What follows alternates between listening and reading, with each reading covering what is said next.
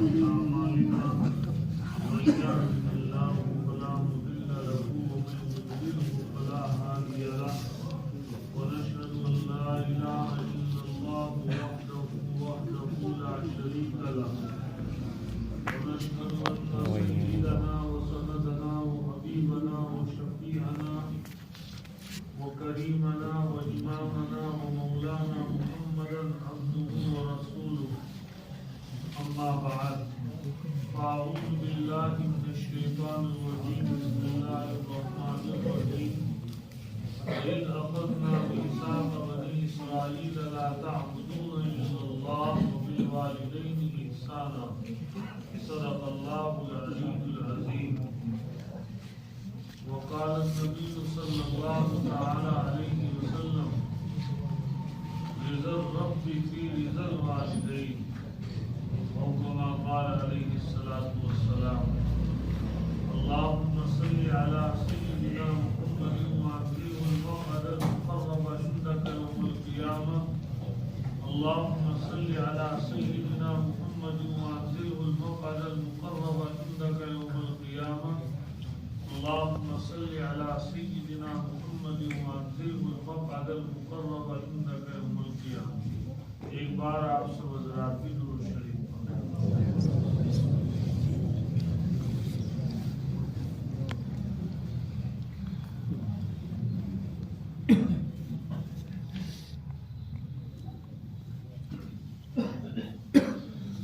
اللہ کا بہت بڑا احسان اور کرم ہوا کہ اللہ تعالی نے ہمیں اور آپ کو یہ سعادت عطا فرمائی اور یہ توفیق بخشی کہ آج ہم 11 شب میں اللہ کا کلام عظیم الشان قرآن تراویح کے اندر شروع سے لے کے آخر تک سن پائے. اللہ کا شکر بجا لانا چاہیے اس بات پر،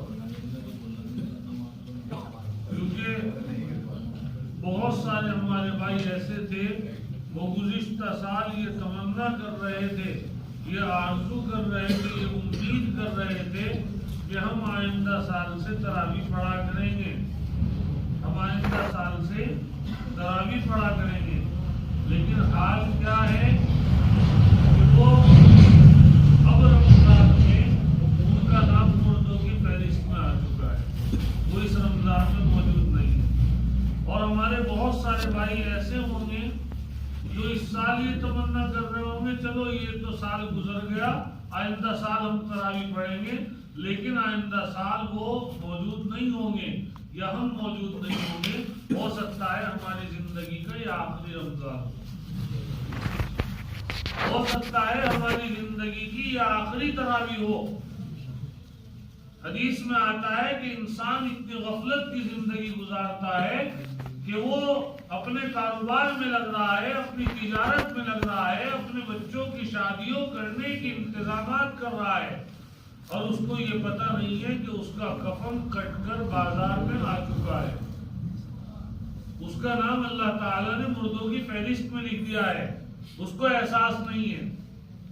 اس لیے ہمیں سب سے پہلے اس بات پر اللہ کا شکر ادا کرنا چاہیے کہ اللہ آپ کا شکر ہے آپ نے یہ قرآن کریم ہمیں سننے کی توفیق بخش دی ہے. اور پورا قرآن آپ ذرا تصور کرو اس بات کو، قرآن کریم سے ہٹ کر دنیا کی کوئی کتاب ایسی موجود نہیں ہے کہ جس کتاب کو اس طریقے سے حفظ کیا جا سکتا ہے جس طرح قرآن کریم کو حفظ کیا جا سکتا ہے. کوئی کتاب نہیں ہے دنیا کے اندر.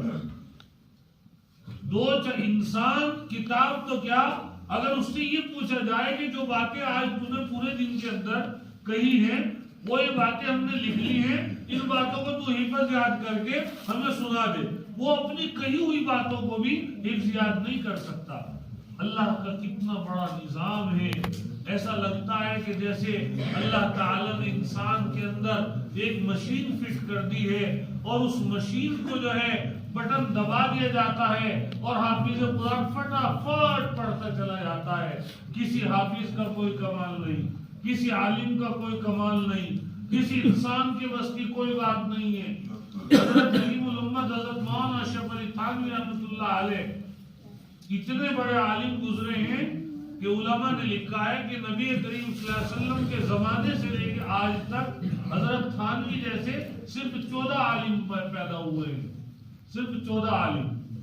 900 کتابیں اپنے ہاتھ سے لکھی ہیں، 700 کتابیں حضرت نے خود اپنے حکم سے لکھوائیں، 1600 کتابیں لکھنے والا عالم، اور 8 گھنٹے نون اسٹاپ بولتے تھے، بیان جب کرتے تھے 8 گھنٹے بیان ہوتا تھا حضرت کا، اور بغیر کسی رکاوٹ کے ہوتا تھا۔ ایک روز حضرت تشریف لائے، منبر پر چڑھے اور آپ نے قرآن کریم کی آیت پڑھی، اب بیان کرنا چاہتے ہیں، زبان بند ہو گئی، کچھ بولا نہیں گیا۔ اتنا بڑا عالم جو 1600 کتابیں لکھ گیا، بہشتی زیور جیسی کتاب لکھ گیا، اور جس نے عربی زبان سے علم کو اردو زبان میں منتقل کر دیا۔ علامہ انور شاہ کشمیری رحمۃ اللہ علیہ یہ فرماتے تھے کہ علم عربی زبان میں ہے، لیکن حضرت تھانوی نے جب ایک کتاب بیان القرآن لکھی اردو زبان میں، علامہ انور شاہ کشمیری اتنا بڑا علم کا پہاڑ تھا، اتنا بڑا علم کا پہاڑ تھا کہ ایک مرتبہ یہ فرمایا کہ اگر دارالعلوم دیوبند کی لائبریری کسی حادثے کا شکار ہو جائے تو انور شاہ کشمیری کی عمر کی دعا کر دینا، اگر اللہ نے عمر دے دی جتنی کتابیں لائبریری میں ساری لکھ ڈالوں۔ اتنا بڑا عالم علامہ انور شاہ کشمیری تھے۔ مصر کے اندر ایک کتاب تھی، وہ ہمارے ہندوستان میں نہیں چھپی ہوئی تھی، تو ہمارے اکابر نے کہا بھائی یہ کتاب ہمیں دے دو، یہاں ہم لکھ لیں گے، پڑھا لیں گے اپنے بچوں کو۔ تو انہوں نے کہا کہ جی ہم یہ کتاب نہیں دے سکتے۔ تو علامہ انور شاہ کشمیری رحمۃ اللہ علیہ نے فرمایا کہ ان سے اجازت مانگ لو اس بات کی کہ اس کو پڑھنے کی اجازت دے دیں۔ ایک بار اس کتاب کو مطالعہ کیا، اللہ نے اتنی قوت حافظہ عطا فرمائی تھی، ایک بار مطالعہ کر کے آتے ہی یہاں پوری الف سے یہاں تک لکھ کے علماء دیوبند کو دے دی کہ دارالعلوم کے کتب خانے میں رکھ لو، پڑھاؤ۔ اتنے بڑے آدمی تھے۔ انہوں نے فرمایا کہ علم جو آیا عربی زبان سے اردو زبان میں، وہ حضرت تھانوی کی برکت سے آیا ہے۔ تو حضرت تھانوی بیان کرنا چاہتے ہیں، بیان نہیں کر پا رہے ہیں۔ آخر میں یہ کہہ کر اٹھے کہ بھائی میں کچھ نہیں جانتا اور میں جا رہا ہوں، میرے پاس کچھ نہیں کہنے کے لیے۔ جب اپنے حجرہ شریف میں گئے، اللہ کی طرف لو لگائی اور اللہ کی طرف متوجہ ہوئے تو اللہ نے اعلان فرمایا، اے اشرف تو 8 گھنٹے علماء میں بیان کرتا تھا، آج تیرے سامنے صرف 10 آدمی تھے اور تو بول نہ سکا۔ ہم یہ دکھانا چاہتے تھے کہ زبان تو تیری استعمال ہوتی ہے لیکن حکم ہمارا چلتا ہے، ہم یہ دکھانا چاہتے تھے، تو نہیں بولتا۔ تو حافظ عالم اس کا کوئی انسان کا کمال نہیں، آپ نے سن لیا آپ کا کوئی کمال نہیں، میں نے سنا دی میرا کوئی کمال نہیں، یہ کمال صرف ہمارے اللہ کا کمال ہے کہ اس نے ایک اندر مشین فٹ کر دی ہے اور حافظ فٹافٹ قرآن کریم اس طرح پڑھا جاتا ہے، اس طرح پڑھا جاتا ہے کہ دنیا کی واحد کتاب ہے قرآن، کہ جس قرآن کو سب سے زیادہ بغیر دیکھے پڑھا جاتا ہے۔ ایسے ایسے عالم موجود ہیں دنیا کے اندر، ایک ایک پیر پہ کھڑے ہو کے جنہوں نے پورا قرآن کریم حفظ پڑھ ڈالا، ایسے ایسے۔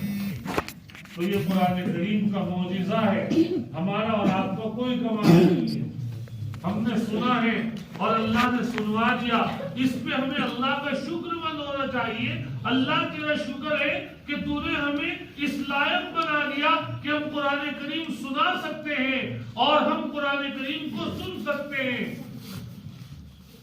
لیکن ہمیں اور آپ کو قرآن کریم کا جو حق تھا اس حق کو ہم لوگ بھول گئے ہیں۔ قرآن کریم کو جیسا ہمیں پڑھنا اور سننا چاہیے تھا، آج ہمارے اندر سے وہ صورت اور ترتیب نکلتی جا رہی ہے، قرآن کی اہمیت اور عظمت نکلتی جا رہی ہے۔ ہمیں ایسا حافظ چاہیے کہ جو 10 منٹ میں پارا پڑھتا ہو، سمجھ میں آئے یا نہ آئے۔ ہم ایسے حافظ کو تلاش کرتے ہیں جو بہت تیز قرآن پڑھتا ہو، سمجھ میں آئے یا نہ آئے ہمیں یہ پتہ نہیں ہے کہ پورے سال میں ایک موقع تو آتا ہے کہ قرآن کریم کے ہم پڑھ تو سکتے نہیں، کم سے کم قرآن کے جو الفاظ ہیں وہ ہمارے کانوں کے ذریعے ہمارے دل کے اندر پہنچ جائیں اور ہمارا کوئی لفظ نہ چھوٹے، ہم سارے کے سارے الفاظ جو ہے صحیح ادا کرنے والے حافظ قرآن سے سنیں۔ حافظ قرآن بچہ بیچارہ پڑھانے والا وہ دباؤ میں رہتا ہے کہ جو آج تو 5 منٹ لیٹ ہو گئے، اگر 2 منٹ کے اوپر ہو گئے اس کے پیچھے پڑ جاتے ہیں لوگ، آج آپ نے اتنا منٹ لیٹ کر دیا، اتنا منٹ لیٹ کر دیا۔ صحیح بات تو یہ ہے کہ یہ تو اللہ تعالیٰ نے ہمیں اور آپ کو اتنے حافظ دے دیے، 10 روز کا نظام ہو جاتا ہے، 15 روز کا نظام ہو جاتا ہے، لیکن 10 سے نیچے کا قرآن تو پڑھنا ہی نہیں چاہیے۔ 10 سے نیچے کا قرآن میں بہت خطرے ہیں، بہت خطرے ہیں۔ کم سے کم 3 پارے ہم سکون کے ساتھ پڑھنے والے بنے۔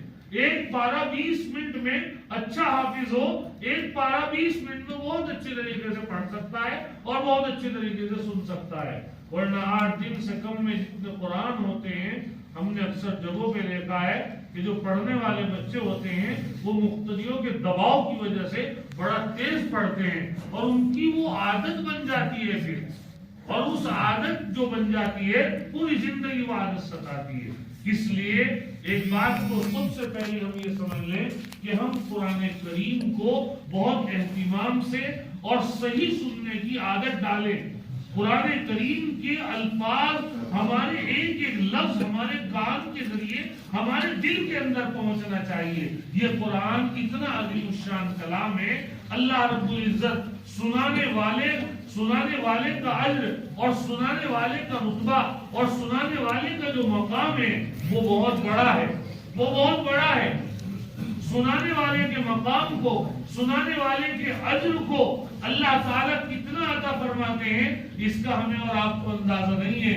ہم لوگ تو بہت آسانی کے ساتھ کہہ دیتے ہیں کہ جی وہ حافظ ایسا ہے، وہ عالم ایسا ہے، وہ جتنے بڑے بڑے دین کے ٹھیکیدار بنے ملتے ہیں نا ہم اور آپ، ایک مرتبہ مصلی امامت پر کھڑے ہو کر جب فجر کی نماز پڑھانے کا موقع میسر آ جائے تو ہماری آنکھیں کھل جاتی ہیں، ایک نماز نہیں پڑھا سکتے مولا، کیونکہ یہ مصلی امامت تو ہے ہی، یہ مصلی نبوت بھی ہے، اس پہ ہر ایک کھڑا نہیں ہو سکتا۔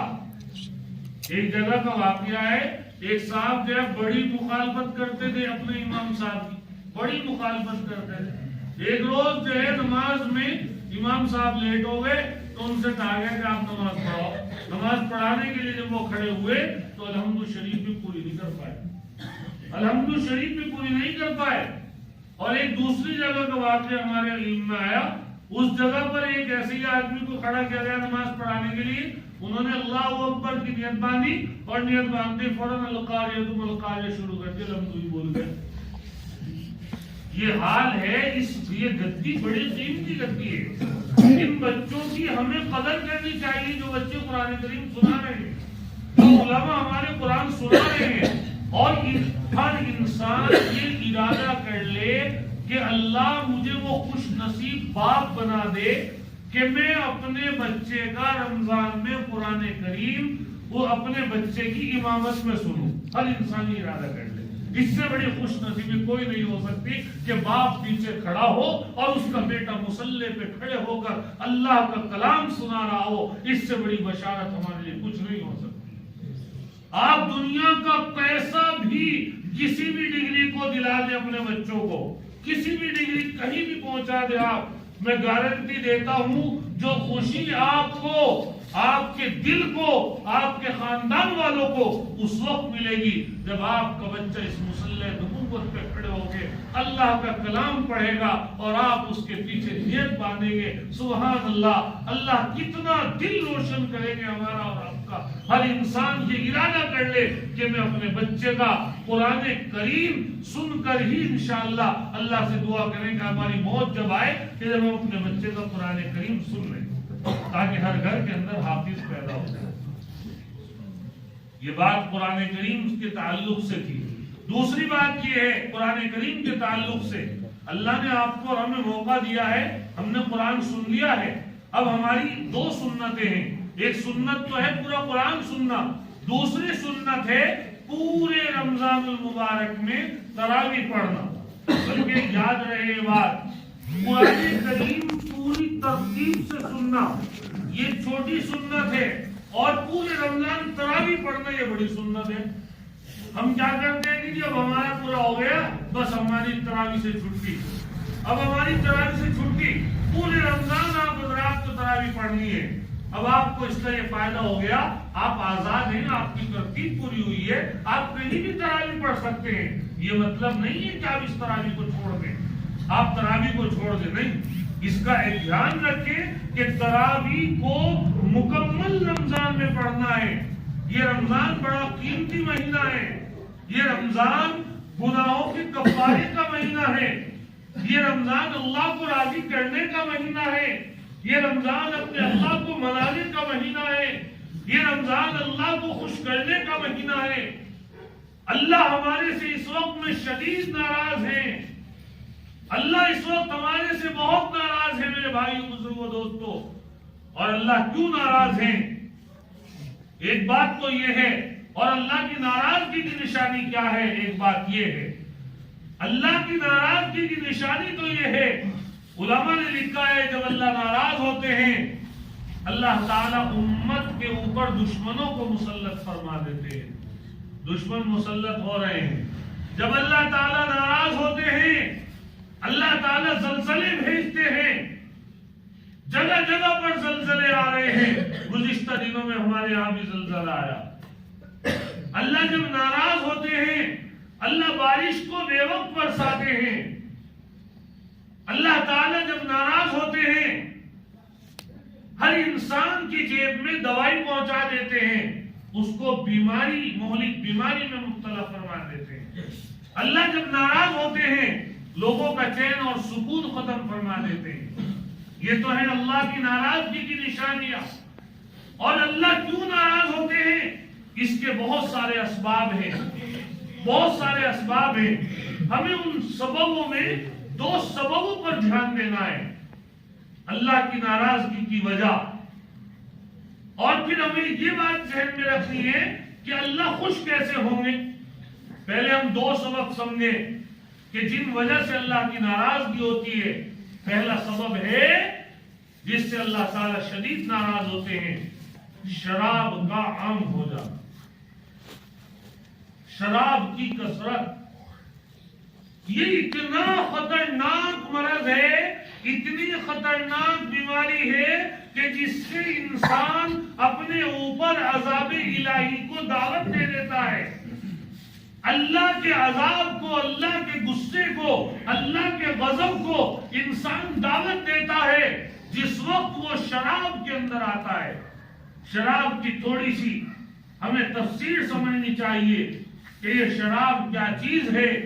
اور شراب حضرت نبی علیہ السلام کے زمانے میں پی جاتی تھی، کس طریقے سے حرام ہوئی. نبی علیہ السلام کے دورہ جب آیا بہت ساری چیزیں حلال تھی. ان حلال چیزوں میں ایک نشے کی چیز شراب بھی تھی. شراب کو بھی حلال سمجھا جاتا تھا اور شراب کو پیا کرتے تھے لوگ. لیکن ہمارے آقا حضرت نبی علیہ السلام کی خوبصورت صفت علماء نے کتابوں میں لکھی ہے کہ جو چیز آئندہ چل کر حرام ہونے والی تھی آپ نے کبھی اس کے حلال ہونے کے ٹائم میں بھی اس کو ہاتھ نہیں لگایا.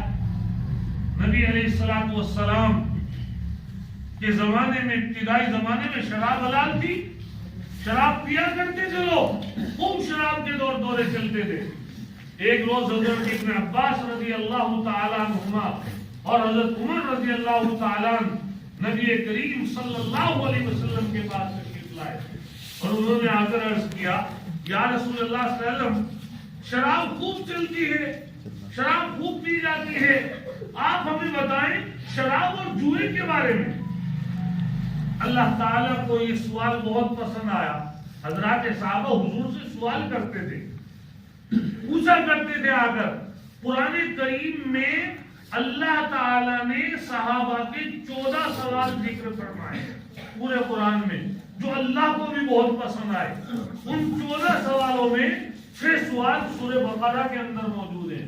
قرآن کریم کی جو دوسرے نمبر کی سورت ہے سورہ بقرہ، اس میں 6 سوال موجود ہیں جو صحابہ نے حضور سے کیے ہیں اور اللہ کو وہ پسند آئے، اللہ نے قرآن میں ان کا ذکر کیا۔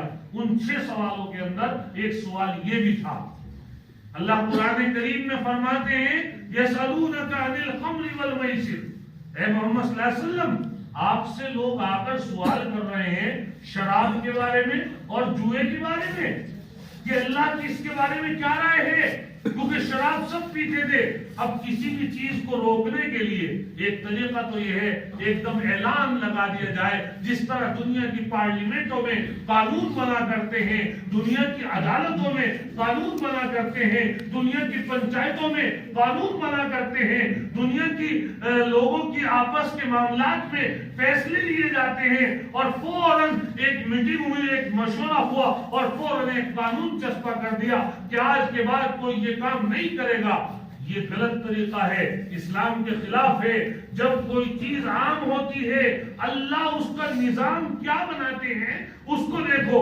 شراب بالکل عام تھی، ہر انسان پیتا تھا، اللہ تعالیٰ نے ایک دم فوراً یہ نہیں کہا کہ شراب حرام آج کے بعد کوئی نہ پیے، نہیں، اللہ نے فرمایا قل فیہما اسم کبیر ومنافع للناس واسمہما اکبر من نفعہما۔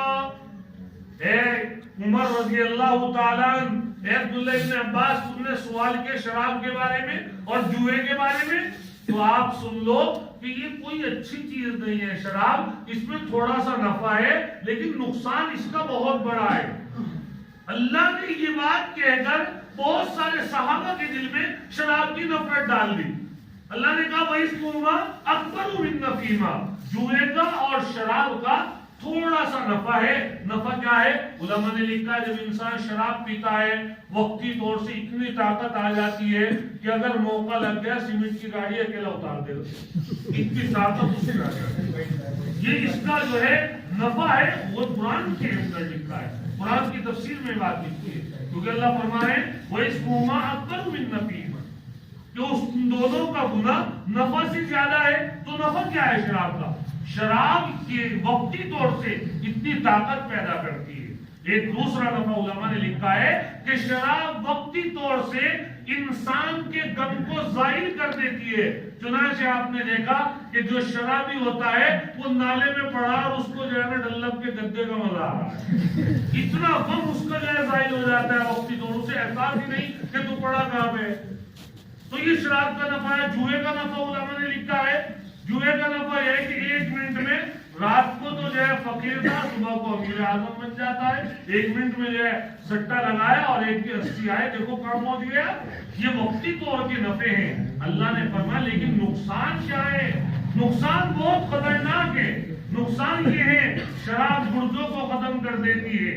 شراب اور نشے کی چیز کیا ہے؟ انسان کے جسم کے رئیس الاعضاء، انسان کی جو عقل ہے، شراب کو خمر کہتے ہیں عربی میں۔ خمر کے معنی علماء نے لکھے ہیں کسی چیز کو ڈھانپنا، ڈھکنا۔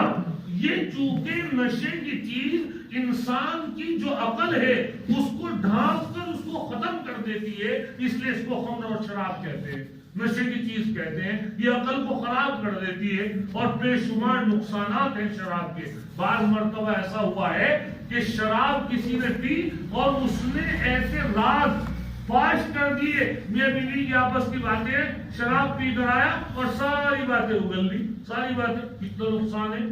تو اللہ نے ایک دستور بنایا کہ بھائی شراب کوئی ایسی چیز نہیں۔ یہ پہلی آیت ہے جو شراب کے بارے میں نازل ہوئی۔ اللہ کی شراب بہت سارے صحابہ نے اسی وقت شراب چھوڑ دی، لیکن شراب ابھی چلتی رہی، یہاں تک کہ صحابہ کی عادت تھی کہ جب شراب کھانا کھاتے اور دعوت ہوتی عام طور سے، دعوتوں کے بعد شراب کا دورہ چلتا تھا، نشہ چلتا تھا، اور پھر جو کھانے کے بعد، چونکہ گوشت اور شراب کا یہ بہت گہرا تعلق ہے، گوشت کھانے کے بعد شراب کے پینے میں بڑا لطف آتا ہے۔ عام طور سے اکثر شرابیوں سے یہ سنا ہے اور کتابوں میں تحقیق بھی ہوئی ہے اس بات کی۔ تو گوشت کے بعد دعوت چلتی تھی، اس میں شراب چلتی تھی۔ ایک روز کیا ہوا، حضرت علی رضی اللہ تعالیٰ عنہ بھی موجود تھے، بڑے بڑے صحابہ موجود تھے، شراب چلی۔ شراب کے بعد نماز کا وقت آ گیا۔ اب نماز میں حضرت علی رضی اللہ تعالیٰ عنہ امامت کے لیے کھڑے ہوئے، شراب کی لگتی تھی، سورہ کافرون پڑھی، قل یا ایھا الکافرون لا اعبد ما تعبدون ولا انتم عابدون ما اعبد ولا انا عابد ما عبدتم ولا انتم عابدون ما اعبد لکم دینکم ولی دین. اس کا ترجمہ ہے اے کافرو اللہ کے نبی آپ ساری دنیا سے کہہ دو جن بتوں کو تم پوجتے ہو میں ان کو نہیں پوج سکتا اور جن کو میں پوج رہا ہوں اللہ کو تم ان کو نہیں پوجتے. وہ صحابی سے کیا ہوا حضرت علی سے وہ چوک ہو گئی ایک لفظ چھٹ گیا. اس لفظ کے چھٹنے سے مطلب یہ ہو گیا کہ جن کی تم پوجا کرتے ہو میں بھی پوجا کر لوں گا ان کی نعوذ باللہ. اب یہ قرآن کریم ہے ایک لفظ تو بہت بڑی چیز ہے.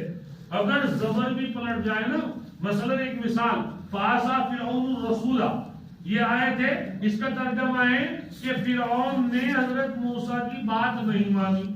یہ تو صحیح ہے مطلب لیکن اگر فرعون کے اوپر جو پیش ہے اس پیش کو ہٹا کے اس پہ زبر لگا دو اور رسول کے اوپر جو ہے اس کا الٹا کر دو جو اس پر آ رہا ہے اس پر جو ہے ضمہ لگا دو تو اس کا ترجمہ بن جائے گا کہ حضرت موسیٰ نے فرعون کی بات نہیں مانی. ایک زبر سے اتنا نقصان ہو جاتا ہے.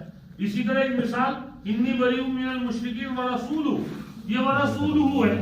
اس کا مطلب ہے آیت کا اللہ قرآن میں کہہ رہے ہیں اے لوگوں سب سے کہہ دو اللہ اور اس کے رسول کو کافروں کی کوئی ضرورت نہیں ہے. اگر کسی نے ورسولہ کے لام پر ضمے کی جگہ کسرہ پڑھ دیا زیر پڑھ دیا تو ترجمہ کیا بنے گا اے لوگوں ساری دنیا کو بتلا دو اللہ کو نہ کافروں کی ضرورت ہے نہ اپنے رسول کی ضرورت ہے. نعوذ باللہ. ایک زبر زیر پیش سے اتنا وہ ہو جاتا ہے. لفظ تو بہت بڑی چیز. تو جب یہ غلطی وہاں ہوئی سب نے شراب پی رکھی نبی علیہ السلام تک یہ بات پہنچی. اب آپ پریشان ہوئے نماز میں اتنی پہنچ غلطی ہو گئی اور شراب کی وجہ سے ہوئی. اب آپ نے جو دعا تو کی نہیں لیکن آپ پریشان بہت ہوئے. فوراً آیت نازل ہوئی دوسری. اللہ نے قرآن کریم میں شراب کے بارے میں دوسری آیت نازل کی یا ایھا الذین آمنوا لا تقربوا الصلاۃ وانتم سکارا. اے ایمان والو جب تم نماز پڑھو نماز کی حالت میں شراب کے اور نشے کے قریب مت جاؤ. نماز نشے کی حالت میں پڑھنا ہمیشہ کے لیے حرام. اللہ نے نماز کی حالت میں شراب اور نشے کو حرام قرار دے دیا. اب بہت سارے صحابہ کی جماعت ایسی ہو گئی کہ آج جب یہ نشہ نماز کی حالت میں نشہ حرام ہے ہم اس کے بعد چھوڑ دیں گے.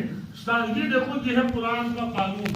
کس طرح قانون اللہ بنا کر لا رہے ہیں نشے کے تعلق سے شراب کے تعلق سے جو عادت بن جاتی ہے اس کو کس طرح چھڑا رہے ہیں. ابھی بھی مکمل حرام نہیں ہوئی شراب. اب ایک روز کا ایک واقعہ اور ہوا.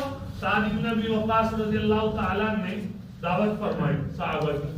اب دعوت ہوئی دعوت کے بعد وہی دور تو چلا شراب کا. اب شراب کا جو دور چلا اس دور میں کیا ہوتا تھا جب دعوت کے بعد عام طور سے اپنے باپ داداؤں کے اوپر فخر کرتے تھے.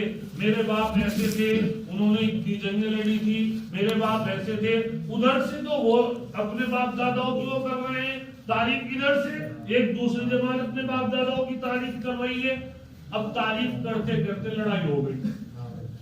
اب جو لڑائی ہوئی ایک صحابی وہ شراب تو پی رکھی تھی. ایک صحابی نے اونٹ کا جو جبڑا تھا وہ پڑا تھا وہاں. اونٹ کا جبڑا اٹھایا اور اس کو اٹھا کر دوسرے صحابی کے لیے پھینکا اور ان کے سر میں لگا اور اس واقعے جب یہ واقعہ نبی کریم صلی اللہ علیہ وسلم کو پتا لگا اب آپ سے رہا نہ گیا اور آپ کو جب آپ بڑے بے چین ہوئے اور آپ نے فوراً ہاتھ اٹھائے اور یہ دعا کی اللہم بین لنا فی الخمر بیانا شافیا. اے اللہ کوئی ایسا شراب کے بارے میں نشے کے بارے میں ایسا حکم نازل فرما دے جو تسلی بخش حکم ہو. اے اللہ بہت حالات خراب ہوتے جا رہے ہیں اب جو ہے اب کوئی بڑا حکم نازل فرما. اللہ نے فوراً دعا قبول فرمائی اور اب قرآن کریم کی شراب کے تعلق سے تیسری آیت نازل ہوئی. تیسری آیت وہ ہے یا ایھا الذین آمنوا انما الخمر والمیسر والانصاب والازلام رجس من عمل الشیطان فاجتنبوه لعلکم تفلحون. انما یرید الشیطان ان یوقع بینکم العداوة والبغضاء فی الخمر والمیسر ویصدکم عن ذکر اللہ وعن الصلاۃ فہل انتم منتہون. یہ دو آیت نازل ہوئی. اللہ نے کیا فرمایا؟ فرمایا اے ایمان والو شراب جوا، بت اور جوئے کے تیر یہ گندی چیز ہے، شیطان کے کام ہے۔ آج کے بعد کوئی بھی شراب کے قریب نہیں جائے گا۔ اگر تم شراب سے بچو گے تو تمہیں کامیابی نصیب ہوگی۔ شیطان یہ چاہتا ہے کہ شراب کو پلا کر تمہیں جوا سٹے میں مبتلا کر کے تمہارے درمیان دشمنیاں ڈال دے، تمہارے درمیان بغض ڈال دے، تمہارے درمیان آپس کا اتفاق ختم کر دے، آپس کے اختلاف ڈال دے، تمہارے گھروں کو نہیں بلکہ خاندانوں کو اجاڑ دے۔ اللہ فرماتے ہیں شیطان یہ چاہتا ہے کہ وہ تمہیں اللہ کے ذکر سے روک دے۔ جب تم شراب پیو گے تمہاری زبان پہ اللہ کا نام بھی نہیں آ سکتا، وعن الصلاۃ، اور جب تم شراب پیو گے، نشہ کرو گے، تم نماز سے بھی دور ہو جاؤ گے۔ کیا تم جو ہے یہ کام کرنے والے ہو؟ کیا تم اس سے باز آ رہے یا نہیں آ رہے؟ اللہ نے قرآن کریم کے اندر یہ 30 آیت نازل فرمائی اور فرمایا آج کے بعد شراب حرام۔ ایک بہت بڑے صحابی تھے، انہوں نے شام سے شراب کے مٹکے منگا رکھے تھے، لاکھوں روپیہ ان کا اس وقت کا لگا ہوا تھا، اور اتفاق یہ کہ وہ مدینہ شریف میں داخل ہوئے تھے اور ادھر اللہ کے رسول صلی اللہ علیہ وسلم جب کوئی اعلان آتا تھا اپنے منادی کو بلاتے اور اس سے کہتے سارے مدینے کی گلیوں میں اعلان کر دو کہ آج یہ حکم نازل ہو چکا۔ آج کا اگر دور ہوتا وہ منادی اعلان کرنے والا آتا، ہم 100 ہیلے کرتے، 100 باتیں کہتے کہ کیسے حرام ہو گئی، کس نے حرام کر دی، کیوں حرام ہو گئی، 100 مسئلے ہم لوگ بتا دیں۔ کیونکہ ہماری عوام میں بہت بڑے مفتی اعظم رہتے ہیں، بڑے بڑے مفتی اعظم ہیں، مسئلے کی بات کسی سے بھی کر لو ایک دم بے گریگ ایسے مسئلے بتاتے ہیں کہ جیسے ساری کتابوں کا مطالعہ انہوں نے کر رکھا ہے۔ اب مفتیوں کی ضرورت نہیں ہے، ہر انسان ایک بہت بڑا مفتی کہلانے والا ہے، لیکن صحابہ کی صفت تھی ادھر وہ منادی نیدا دے رہا ہے الخمر ام الخبائث، الخمر ام الخبائث، کل مسکر حرام، کل مسکر حرام، یہ نیدا دے رہا ہے شراب سارے گناہوں کی جڑ ہے، شراب سارے گناہوں کی ماں ہے، شراب سارے گناہوں کی بنیادی چیز ہے۔ اور ادھر وہ صحابی مدینے میں تجارت کا مال لے کر آ رہے ہیں، انہوں نے اعلان سنا، اتنا بھی گوارا نہ کیا کہ میں نبی علیہ السلام کے پاس جا کر معلوم کر لوں حضرت میرا لاکھوں روپے کا مال لگا ہوا ہے، میں نے تجارت کر رکھی ہے شراب کی، اس میں کچھ گنجائش ہے یا نہیں ہے؟ جیسے لوگ اپنی گنجائش کے مسئلے معلوم کرتے ہیں، ایک مفتی سے معلوم کریں گے، اس نے بتا دے کہ نہیں اس طرح ہے، پھر دوسرا مفتی تلاش کریں گے کہ بھائی اس سے پوچھو ہو سکتا ہے وہ کچھ گنجائش بتا دے۔ یہ کیا چیز ہے؟ غلط طریقے ہیں۔ صحابہ کے اندر یہ صفت نہیں تھی، انہوں نے تمام کے تمام مٹکے مدینہ شریف کی گلیوں میں توڑ کر اس طرح بہا دیے۔ کتابوں میں لکھا ہے، ذمہ داری سے بول رہا ہوں، کوئی آ کے کتاب دے کے ہم بتائیں کہاں لکھا ہے۔ یہ لکھا ہے کہ شراب جب حرام ہوئی صرف منادی نے نیدا دی تو مدینے کی گلیوں میں اس طرح بہائی جا رہی تھی جیسے بارش برستی ہے اور اس کا پانی جہاں نکاسی نہ ہو کس زور و شوروں کے ساتھ پانی چلتا ہے، اس طرح مدینے کی گلیوں میں شراب چل رہی تھی۔ اور ایک اتنی شراب بہی گئی، اتنی شراب بہی گئی کہ بہت دنوں کے بعد بارش ہوئی مدینہ شریف میں، تو جب بارش ہوئی تو شراب کے فوارے زمین سے نکلے، شراب ہمیشہ کے لیے حرام ہو گئی۔ اب شراب حرام ہو گئی، شراب نبی علیہ السلام کے زمانے میں انگور کی شراب بنتی تھی اور سب سے بہترین شراب سڑے ہوئے انگور کی شراب کو کہا جاتا تھا۔ حالانکہ شراب اور چیزوں جو کی بھی شراب بن جاتی ہے، آٹے کی بھی شراب بن جاتی ہے، کھجور کی بھی شراب بن جاتی ہے، اور کچھ چیزیں ہیں جن کی شراب بن جاتی ہے۔ اب ہمارے آقا صلی اللہ علیہ وسلم نے ایک بات فرمایا دیکھو اب کوئی انسان یہ کہہ سکتا ہے کہ شراب ہی تو حرام ہے؟ کیا صرف شراب حرام ہے؟ یہ شراب کے ساتھ کوئی اور چیز بھی حرام ہے؟ تو ہماری شریعت نے قانون بنایا قیاس، اسے کہتے ہیں قیاس، عربی زبان کے اندر ہمارے علماء جانتے ہیں۔ قیاس کا مطلب یہ ہوتا ہے کہ شراب کیوں حرام ہے؟ یہ جی اس لیے حرام ہے کہ نشہ لاتی ہے۔ شراب کے جیسی جو بھی چیز ہوگی، شراب کے مقابلے میں جو بھی چیز ہوگی جو نشہ پیدا کرے گی، چاہے وہ افیم ہو، چاہے وہ اسمیک ہو، چاہے وہ کوئی اور چیز ہو جو کیپسول لوگ کھاتے ہیں، بہت سے لوگ کھانسی کی دوائی پی جاتے ہیں اور اس سے نشہ آتا ہے. نبی علیہ السلام نے ایک بات فرما دی، فرمایا کل مسکر حرام، جو چیز بھی نشہ لائے گی وہ شراب کی طرح حرام رہے گی، وہ شراب کی طرح حرام رہے گی. اور ہمارے آقا صلی اللہ علیہ وسلم صرف شراب پر نہیں رکے کہ آپ نے کہہ دیا اب آپ نے تھوڑا سا ذرا اور آئیے. یہ تو میں نے تفصیل بتائی شراب اور نشے کی. میں نے بتلایا کہ قرآن اور حدیث یہ کہتا ہے کہ صرف شراب حرام نہیں، شراب کی طرح جو چیز نشہ لاتی ہے وہ بھی حرام ہے. شراب کی طرح جو چیز نشہ لاتی ہے وہ بھی حرام ہے، اس میں ساری چیزیں آ گئی ہیں. نبی کریم صلی اللہ علیہ وسلم نے فرمایا الخمر ام الخبائث. فرمایا اگر کوئی یہ چاہتا ہے کہ میں بہت سارے گناہ کروں، کتابوں میں ایسے واقعات لکھے ہیں کہ کسی نے کسی عالم سے پوچھا کہ بھائی ہمیں ایسی چیز بتلا دو کہ ہم ایک آدمی کو بہت سارے گناہوں میں مبتلا کرنا چاہتے ہیں، اور کوئی ایک عمل بتلا دو کہ ایک عمل کرا دو اس سے گناہ کا تاکہ وہ بہت سارے گناہوں میں جڑ جائے. انہوں نے کہا کہ ایسا ایک گناہ ہے، وہ ہے شراب کا گناہ. ایک انسان جب شراب کا گناہ کر لیتا ہے، نشے میں آ جاتا ہے، تو وہ بہت سارے گناہوں کا کرنا اس کے لیے آسان ہو جاتا ہے. چنانچہ آپ حالات دیکھ لیں، ہماری قوم میں اس وقت جو نشہ چل رہا ہے، اس وقت جو نشہ چل رہا ہے، صرف گھر ہی نہیں اجڑ رہے، خاندان اجڑتے جا رہے ہیں، خاندان اجڑ رہے. ایسے اچھے اچھے گھر کے لوگ 20-20 روپے کے لیے مانگتے پھر رہے ہیں، اور وہ مانگتے ہیں، اس میں خریدتے ہیں، اور جو ہے اپنے گھر کے خاندان کی تباہی اور بربادی کا ذریعہ بن رہے ہیں. اور ہماری حالت کیا ہے؟ ہم اور آپ اس کے لیے کوئی مستحکم نظام نہیں بناتے، اپنے بچوں کی تربیت کا خیال نہیں رکھتے.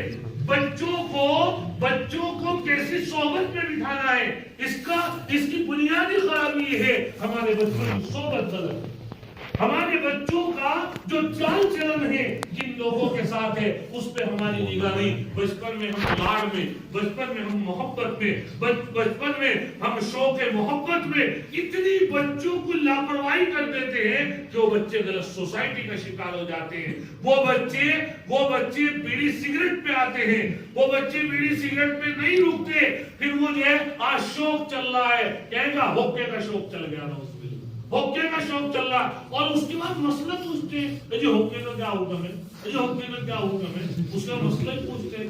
عجیب بات ہے کہ ہوکے میں آئے، چلو ہوکے میں رک جاؤ آپ. علماء نے لکھا ہے کہ ہوکا پینا یہ مکروہ ہے، کیونکہ اگرچہ یہ وقتی طور سے اتنا نشہ پیدا نہیں کرتا جس سے عقل خراب ہو جائے، لیکن جو ایک مرتبہ ہوکا پی رہا تو بار بار ہوکے پہ آتا ہے، اس کا مطلب ہوکے کا نشہ ہے.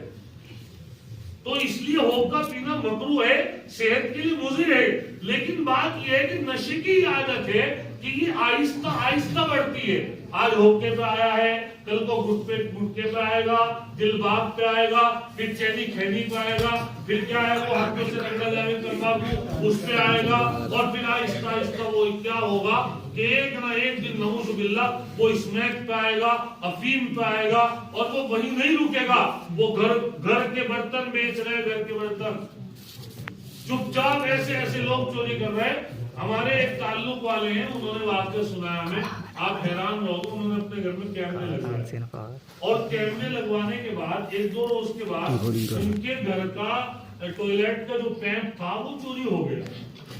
ٹوائلٹ کا پیپ بالکل سچا واقعہ، وہ موجود ہے ہمارے قصبے میں. ایک میں انہوں نے مجھے سنا کہ وہ ٹوائلٹ کا پیپ وہ چوری ہو گیا.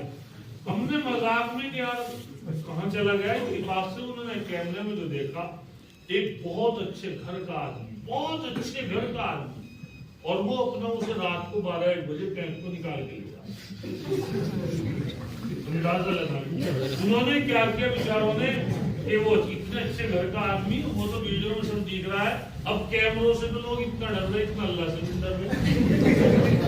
اتنا ڈر، اگر اتنا کیمروں کا ڈر ہے نا، اگر اللہ کا ڈر پیدا ہو جائے، اللہ تعالیٰ کے فرشتے ہمارے سے مسافر کرنے کے لیے آ جائیں. حقیقت بتا رہا ہوں، یہی تو اللہ ہی تو چاہتے ہیں کہ میرے بندو ہر وقت میرا ڈر پیدا ہو. یہ سب نظام دکھایا جا رہا ہے کہ تمہاری ہر چیز ریکارڈ ہے اللہ کے پاس.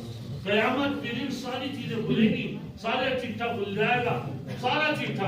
انہوں نے اس کے دوست کو بلایا کہ یار یہ ویڈیو دیکھ، اس نے ویڈیو دیکھی اور وہ ہوشیار تھا، وہ اسے لے کے مسجد میں گیا۔ مسجد میں پہنچا اس کا دوست کہ اس طرح کا واقعہ، اب آپ کو پتا ہے اس مہنگے سے بڑا کون متقی ہو سکتا ہے قسم کھانے میں؟ اس نے جو قسمیں کھائی ہیں، ایسی ایسی قسمیں کہ میں تم مجھے چور بتا رہا ہے۔ پھر اس نے اسے وہ ویڈیو دکھائی، جب وہ ویڈیو دیکھی پھر اس نے معلوم کیا کہ بھائی یہ پیمپ کیا کیا تو میں نے پیمپ 300 روپے کا بیچ دیا، 300 روپے، اور وہ 300 روپے کا اس نے اسماعیل خرید کے ان کا نقشہ کیا۔ آپ اندازہ لگائیے کہ کتنی قوم گرتی جا رہی ہے، کتنی گر رہی ہے قوم۔ اگر خدا نہ خواستہ یہی حالت کسی غیر مسلم محلے میں واقع ہو جائے کیا ہوگا ہمارا، کیا ہوگا؟ دنیا جو ہے ہمارے محلوں میں رہنا پسند نہیں کر رہی ہے، کالونیاں کٹتی ہیں پہلے ہی بورڈ لگ جاتا ہے مسلموں کی نو انٹری ہے۔ کیوں ایسا ہو رہا ہے؟ میرے بھائیوں سوچنے کا مقام ہے، رونے کا مقام ہے۔ قوم کتنی پیچھے جا رہی ہے، قوم کتنی پیچھے جا رہی ہے۔ اور اگر کوئی بیچارے قوم کی اصلاح کے لیے، قوم کے فلاح و بہبود کے لیے کوئی آدمی کام کرنے کھڑا ہوتا ہے، سب سے زیادہ ٹانگیں اس کی کھینچی جاتی ہے۔ سب سے اس پر کیا عدالت ہے، اس پہ کہیں سے فنڈنگ ہو رہی، پیسہ آ رہا، تو یہ کیا ہو رہا ہے؟ ایک وقت تو وہ تھا میرے بھائیوں بزرگوں دوستوں جہاں ہمارے مکان ہوتے تھے نا، اس کے برابر کے جو مکان ہوتے تھے ان کی قیمتیں بڑھ جاتی تھی۔ امام احمد ابن حنبل رحمۃ اللہ علیہ کے گھر کے برابر میں ایک یہودی کا مکان تھا، یہودی کا۔ اب اس نے یہودی نے مکان کو بیچنے کے لیے بورڈ لگایا، یہ مکان بکا ہوا ہے، قیمت 2000 درہم۔ لوگوں نے کہا کہ سرکل ریٹ تو یہاں 1000 کا ہے اور آپ یہاں لکھ رہے ہو 2000۔ اس نے کہا بات صحیح ہے، 1000 درہم میرے گھر کے ہیں اور 1000 درہم میرے پڑوس کے ہیں، میرے پڑوس میں ایک مسلمان گھرانہ رہتا ہے۔ کیوں ایسا کیوں تھا؟ ایک صحابی ان کی وائف جو ہے مسلمان ہو گئی اور وہ انہوں نے کہا کہ مشکات شریف میں حدیث ہے، انہوں نے کہا کہ بھائی آپ بھی مسلمان ہو جاؤ، کہنے لگے میں اسلام کو مجھے اچھا نہیں لگتا، نعوذ باللہ، اور وہ اسلام سے ڈر کر سمندر کے کنارے چلے گئے، کہنے لگے میں مر جاؤں گا لیکن اسلام قبول نہیں کروں گا۔ وہ ان کی بیوی حضور کے پاس آئی، کہنے لگی یا رسول اللہ صلی اللہ علیہ وسلم اس طرح کی بات ہے، آپ اللہ سے دعا فرما دیں، کچھ آپ دعا کر دیں گے، ہو سکتا ہے ان کے دل میں ایمان کی محبت آ جائے۔ تو نبی علیہ السلام نے کیا علاج تجویز کیا؟ آپ نے ایک چادر منگائی اپنی اور ایک چادر انہیں دی اور ان سے یہ ایک بات کہی، فرمایا اپنے شوہر سے جا کر یہ کہنا، یہ چادر دینا، یہ چادر تو اس بات کی نشانی ہے کوئی مسلمان تمہیں کچھ نہیں کہے گا، امن ہے ہمارے طرف، اور یہ کہنا کہ 4 ہفتے یا 5 ہفتے صرف ہمارے بیچ رہ لے، صرف ہمارے بیچ رہ لے، ہم انہیں کچھ نہیں کہیں گے، ہماری ریکویسٹ یہ ہے کہ وہ ہمارے بیچ صرف رہ لے، صرف رہ لے، اس کی بعد ان کی مرضی ہے وہ کچھ بھی کریں۔ کتابوں میں لکھا ہے وہ حضور کی چادر کو لے کر آئے اور 5-6 دن رہ کر جو مسلمانوں کے اخلاق، مسلمانوں کے معاملات، مسلمانوں کے تعلقات، مسلمانوں کے حسن سلوک اور مسلمانوں کے بات چیت کے انداز، مسلمانوں کا رہن سہن، مسلمانوں کے گھر کا پردہ، مسلمانوں کا اٹھنا بیٹھنا، مسلمانوں کا کھانا پینا، جو دیکھا دل کا اتنا اثر ہوا کہ 5ویں 7ویں دن ہی آ کر نبی علیہ السلام کے پاس اسلام قبول کیا۔ صرف حضور یہ کہتے تھے کہ ہمارے بیچ رہ لو، اور آج اگر کوئی نیا مسلمان ہمارے بیچ آ جائے تو اللہ ہی محافظ ہے کہ وہ اسلام پہ باقی رہے گا یا وہ غیر مسلم بن جائے۔ میرے بھائیوں بزرگوں دوستو غور سے سنو، دل کے کانوں سے، تھوڑا وقت زیادہ تو نہیں، 2-4 منٹ کی بات ہے، دل کے کانوں سے سنو یہ بات، دل کے کانوں سے۔ آج اعمال برے ہم کر رہے ہیں، اعمال برے، اور ہمارے برے اعمال کی وجہ سے اللہ کا اسلام بدنام ہو رہا ہے۔ لوگ اسلام کو کوئی برا نہیں کہتا، کوئی بھی نہیں کہتا، اگر برا کہتا ہے تو وہ ہمیں کہتا ہے، اور اگر اسلام کو برا کہتا ہے تو ہماری بدعملی کی وجہ سے کہتا ہے۔ نبی علیہ السلام بزرگ ہیں بہت بڑے، انہوں نے بھی خواب دیکھا ہے، آپ صلی اللہ علیہ وسلم خواب میں تشریف لائے اور آپ بڑے غمزدہ ہیں۔ حضور کا خواب کا کوئی اعتبار تو نہیں ہوتا، لیکن نبی کریم صلی اللہ علیہ وسلم کا خواب ایسا ہے وہ جھوٹا نہیں ہو سکتا۔ شیطان حضور کی شکل میں نہیں آ سکتا. آپ نے فرمایا من رآنی فی المنام فقد رآنی فإن الشیطان لا یتمثل بی. جس نے مجھے خواب میں دیکھا اس نے مجھے ہی دیکھا ہے، شیطان میری صورت نہیں بنا سکتا. آپ صلی اللہ علیہ وسلم بڑے غمزدہ ہیں اور آپ نے ان عالم سے کہا، انہوں نے پوچھا حضرت آپ کیوں اتنے غمگین؟ تو آپ نے بڑے غم کے لہجے میں فرمایا کہ غمگین اس لیے ہوں کہ میرے اپنوں نے مجھے چھوڑ دیا. آپ اندازہ لگیں ہم لوگ کس رخ پہ جا رہے ہیں، کس طرف جا رہے ہیں. اپنے معاملات، نماز ہم پڑھتے ہیں، زکوٰۃ ہم دیتے ہیں، روزہ ہم رکھتے ہیں، میرے بھائیوں بزرگوں دوستوں سارے کام کرتے ہیں، سارے اعمال کرتے ہیں، سب کچھ کر رہے ہیں. لیکن دیکھو آپ نے تراویح پڑھی، کوئی غیر مسلم آپ کی تراویح کو دیکھنے نہیں آئے گا کہ مسلمان کیسے تراویح پڑھ رہے ہیں. کوئی غیر مسلم آپ کے روزے کو نہیں دیکھے گا کہ مسلمان کس طریقے سے پورے دن بھوکے رہ رہے ہیں. تو غیر مسلم کیا دیکھیں گے؟ غیر مسلم آپ کی دو چیزیں دیکھیں گے. ایک تو آپ کی معاملے داری دیکھیں گے، معاملے داری، اور ایک آپ کے اخلاق دیکھیں گے. یہ دو چیزیں آپ کی دیکھیں گے، ایک آپ کی معاملے داری اور ایک آپ کے اخلاق. جب تک اس معاملے داری اور آپ کے اخلاق درست نہیں ہوں گے میرے بھائیو اسلام ترقی نہیں کرے گا. جو آدمی دنیا میں آج مسلمان ہو رہے ہیں وہ صرف اس لیے مسلمان ہو رہے ہیں کہ انہیں مسلمانوں کے اور اسلام کے کچھ معاملات اور کچھ اخلاق اچھے لگے ہیں، وہ ان سے متاثر ہوئے. تو میرے بھائیو بزرگوں دوستو اس کا نظام بناؤ. اپنے بچوں کی تربیت یہ آپ کی ذمہ داری ہے، ان کی حسن تربیت کرو. اور ایک دوسری چیز جس سے اللہ ناراض ہوتے ہیں، مختصر عرض کر دوں، وہ ہے ماں باپ کی نافرمانی. قرآن کریم میں اللہ تعالیٰ نے تین جگہ میں یہ بات فرمائی ہے کہ میری عبادت کرو اور ماں باپ کے ساتھ حسن سلوک کرو. وَإِذَا أَخَذْنَا مِيثَاقَ بَنِي إِسْرَائِيلَ لَا تَعْبُدُونَ إِلَّا اللَّهَ وَبِالْوَالِدَيْنِ إِحْسَانًا. میری عبادت کرو اور والدین کے ساتھ حسن سلوک کرو. وَقَضَىٰ رَبُّكَ أَلَّا تَعْبُدُوا إِلَّا إِيَّاهُ وَبِالْوَالِدَيْنِ إِحْسَانًا.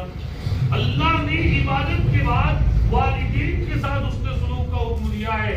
کیوں؟ کیونکہ حقیقی رب تو ہے اللہ، لیکن انسان کی پرورش میں ماں باپ کی بہت بڑی خدمت رہتی ہے، خاص طور سے ماں کی بہت بڑی خدمت ہے.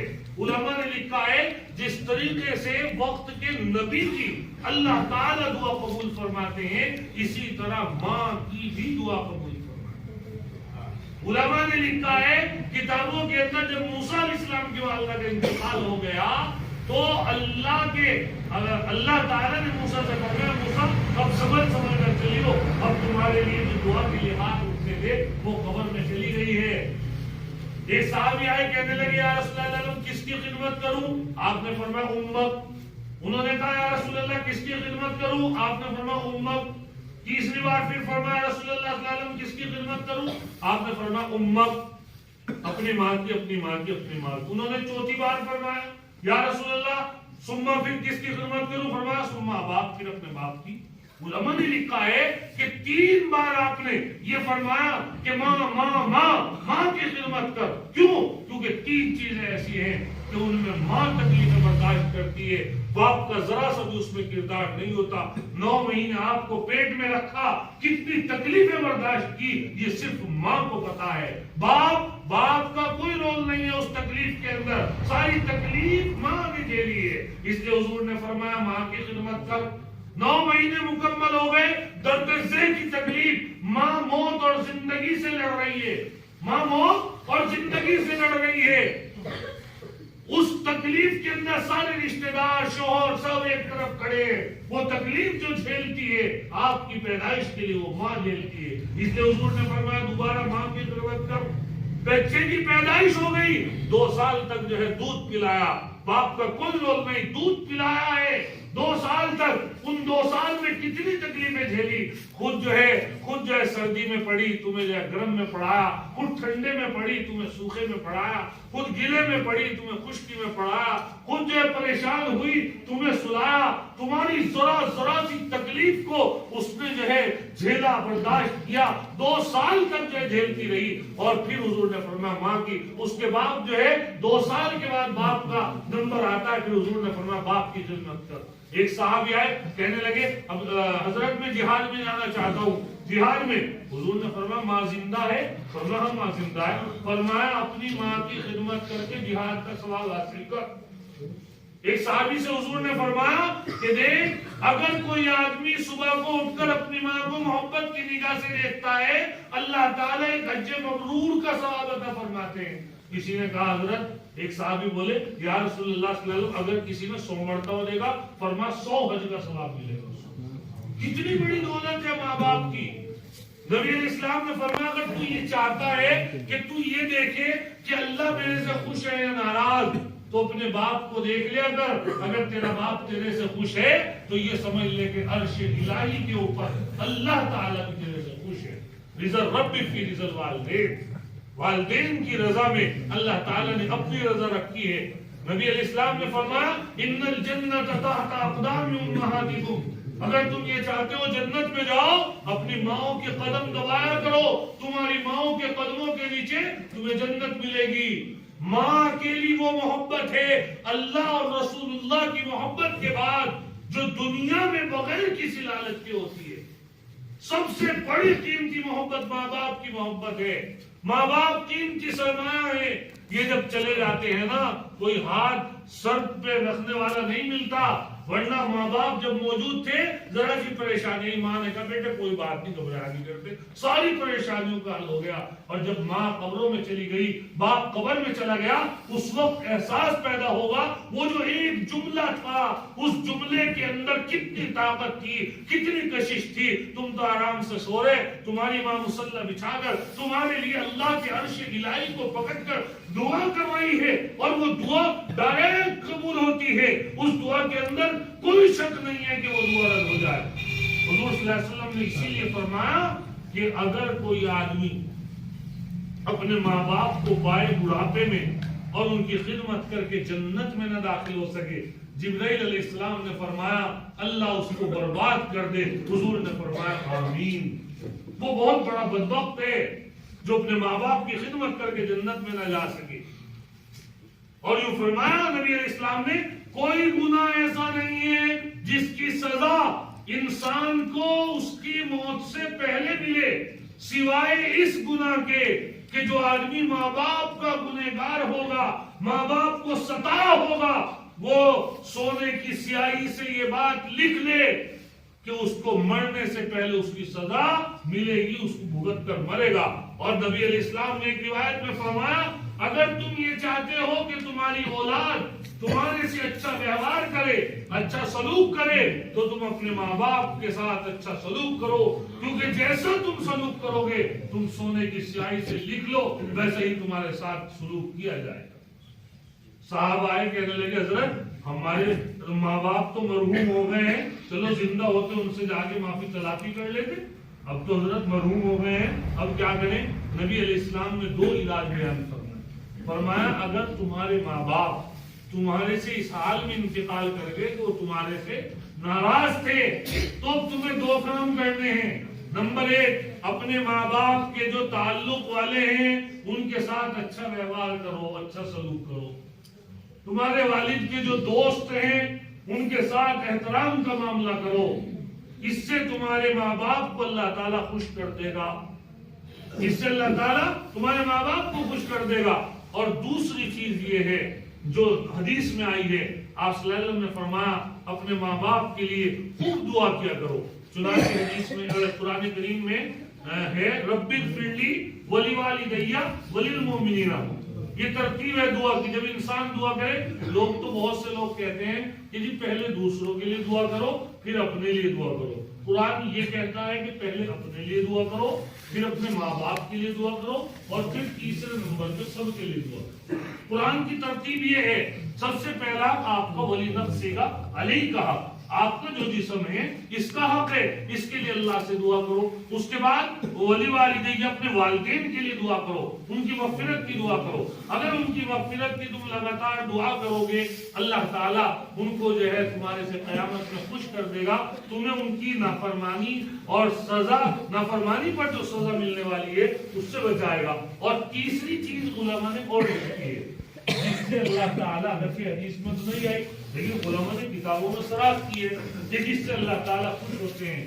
اگر کسی کے ماں باپ اس کی ناراضگی میں مر گئے ہوں، ناراضگی کی حالت میں، وہ کیا ہے ان کے لیے کوئی ایسا کام کر دے جس کا ثواب انہیں لگاتار ملتا رہے. کسی جگہ ٹنکی لگوا دی، کسی جگہ مسجد بنوا دی، کسی جگہ نلکا لگوا دیا، کسی جگہ کوئی کار خیر کر دیا، کسی بچی کی شادی کرا دی، کسی بچی کے یہاں شادی ہونی ہے اس کے کھانے کا نظم کر دیا اور اپنے ماں باپ کی نیت کر لی. بس یہ سمجھ لو ان کے لیے جو ثواب پہنچے گا اللہ تعالیٰ اس کی برکت سے کیا کرے گا، ان کو خوش کر دے گا.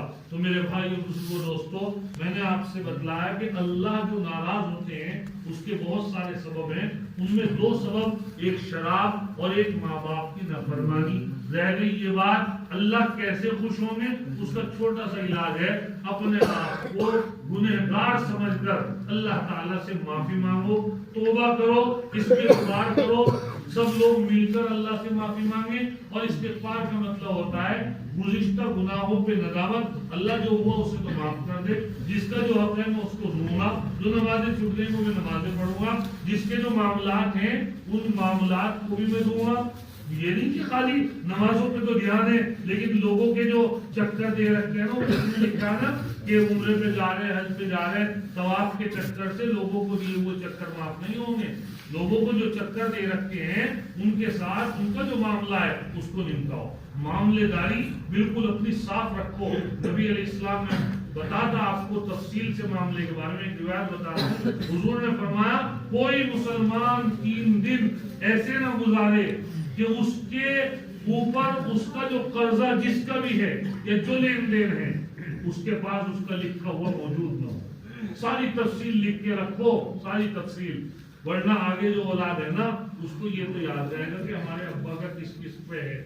یہ یاد نہیں رہنا کہ ابا نے بہت سو کے لے رکھے، یہ یاد نہیں. اس لیے اس بات کا بالکل خیال رکھیں، اپنی اولاد کو یا اپنی بیوی کو اس پر مطلع رکھو کہ بھائی یہ میری معاملے داری ہے، یہ میرا لین دین ہے. کسی بھی وقت میری روح پرواز ہو گئی، کسی بھی وقت میرا انتقال ہو گیا تو اس ترتیب میں جو ہے آپ سب کے حقوق ادا کر دینا. اللہ تعالیٰ